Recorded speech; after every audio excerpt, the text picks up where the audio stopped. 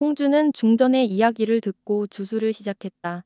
주문이 시작되자 그에 답하듯 악령의 기운이 피어나 사방으로 흩어지고 검은 악령은 연희를 찾기 시작했다. 그녀의 집 주위에 걸어둔 무적이 바람에 흔들리며 섬뜩한 소리가 밤 공기를 가르자 연희는 문을 굳게 잠그고 이불을 뒤집어 쓴 채 불안에 떨었다.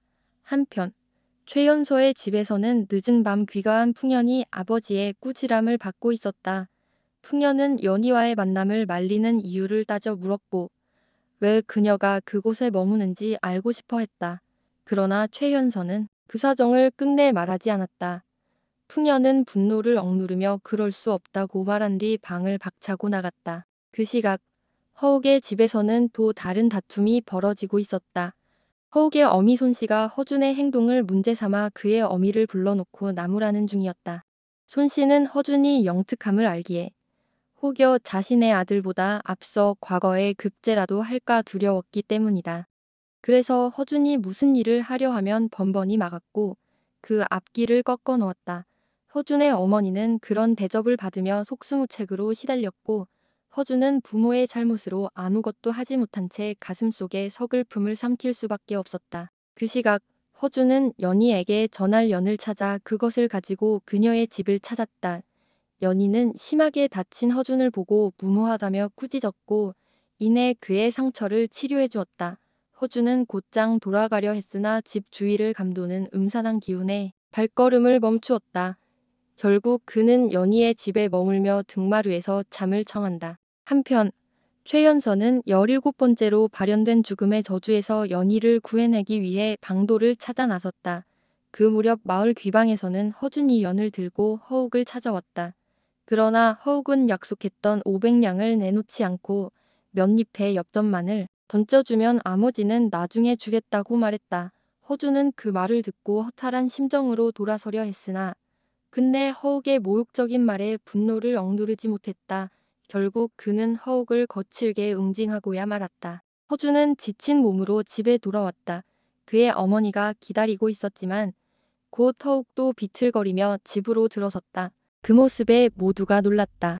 허준의 어머니 역시 그 흐트러진 몰골을 보게 되었다. 허준의 어미는 잘못을 빌라하였다. 그러나 허준은 억울하다는 듯 고개를 저으며 말했다. 저는 잘못한 것이 없습니다. 그 말을 남기고 허준은 서둘러 자리를 떠나버렸다. 분노를 억누르지 못한 허욱은 허준을 음해하기 위해 허준이 돈을 모으는 목적은 그의 어미 면천을 위해서였소. 그리고 그 후에 과거를 응시하기 위한 규호하고 말했다. 그 말을 들은 손씨는 더욱 격노했고 결국 허준의 어미 김씨를 멍석에 말아 몽둥이로 가혹하게 멍석말리를 하였다. 그날 허준은 울분을 삼키며 다시 결심했다. 그는 약초를 다려 만든 물을 팔아 돈을 모으기 위해 장사를 시작했다. 그 무렵 최연서는 깊은 산속에서 오래된 절을 발견했다. 그러나 입구를 찾으려는 순간 괴이한 환영이 나타나 그의 길을 가로막았다. 함께 있던 도사들조차 혼란에 빠졌다. 그때 최연서는 촛불을 하나 밝혔고 순간 환영은 연기처럼 사라졌다. 절 안으로 들어선 그는 오랜 비밀에 다가섰다. 그곳에서 연희를 올가맨 저주를 풀 단서를 찾아낸 것이다. 그것은 바로 마이금서. 책에는 끔찍한 내용이 기록되어 있었다. 108개의 촛불을 모두 밝히면 저주는 풀리리라.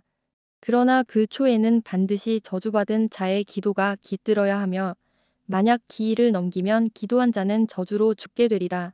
최연서는 깊은 고민에 빠졌다. 저주를 풀기 위해서는 결국 연희가 직접 이곳에 와 기도해야만 했다. 그러나 그것은 곧 죽음을 무릅써야 하는 위험한 일이었다. 그는 결심 끝에 도사들에게 고개를 돌리며 말했다. 연희를 이곳으로 데려와야 한다. 그 아이만이 저주를 끊을 수 있다. 그 무렵 마을을 찾은 풍년은 연희가 적어준 소원을 살펴본다. 그 순간 그는 뜻밖의 내용을 확인했다. 단 한 번이라도 바깥 세상을 볼 수 있다면 순간 풍년의 가슴이 저려왔다. 그는 곧장 연희를 찾아가 말했다. 오늘은 너의 생일이니 이곳을 나와 마을에서 풍등을 띄우자는 제안을 했다. 내가 책임질 테니 잠시라도 세상을 보러 가자. 연희는 두려움에 망설였으나 풍년의 간절한 설득에 마음이 흔들렸다. 결국 그녀는 허욱과 함께 그곳을 떠나 마을로 향했다. 그러나 풍년은 자신의 무책임한 선택이 어떤 운명을 불러올지는 알지 못했다. 마을에 도착한 연희는 눈부신 바깥 세상에 마음을 빼앗겼다. 풍년은 그녀의 손을 잡고 구경거리를 보여주었고 연희는 마침내 하늘의 풍등을 띄우며 간절히 빌었다. 부디 내 운명을 바꿀 수 있기를. 그 순간 그녀는 조용히 물었다. 내가 숲에 갇힌 건 태어나서는 안 될 운명이기 때문인가요? 풍년은 잠시 말을 잇지 못하다가 고개를 저었다. 아니야. 그런 운명 따윈 없어. 연희 하늘로 날아오르던 찰나 연희의 모습은 눈앞에서 흔적도 없이 사라졌다. 한편 궁에서는 이날을 기리는 잔치가 한창이었다. 그러나 돌연 하늘이 어둠에 휩싸이며 불길한 기운이 내려앉았다. 홍주는 갑자기 피를 토하고 쓰러졌고 주위에 붙여둔 부적들은 불타올랐다. 섬뜩한 기운을 감지한 홍주는 곧장 왕자를 찾았다. 그런데 왕자의 목에도 알 수 없는 검은 기운이 서려 있었다. 이 근처에 뭔가 있다. 홍주는 속으로 중얼거리며 무언가를 찾기 시작했다. 그 시각 연희는 미로처럼 어지러운 공간 속을 헤매고 있었다. 그녀와 홍주가 마주치려는 순간 허준이 나타나 연희를 감추었다.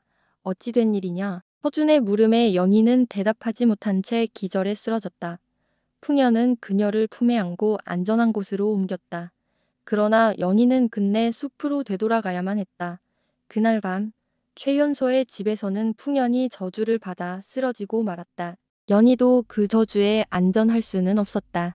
그리고 그 순간 저주의 힘은 그녀의 몸을 감싸며 허공으로 끌어올렸다. 그녀의 머리칼은 눈처럼 하얗게 변했고 멀리 궁 안에서는 같은 현상이 왕자에게도 일어났다. 홍주는 그 기이한 광경을 독특히 목격했다. 대비와 중전의 끝없는 욕심으로 태어난 공주와 왕자, 그리고 그로 인해 내려진 저주. 그들의 비극을 보며 우리는 인간의 욕망이 불러온 모든 것을 다시금 느끼게 됩니다. 부질없는 허상을 좇는 일. 그것은 비단 그들만의 문제가 아니라 어쩌면 우리 모두가 매일같이 반복하고 있는 모습일지도 모릅니다.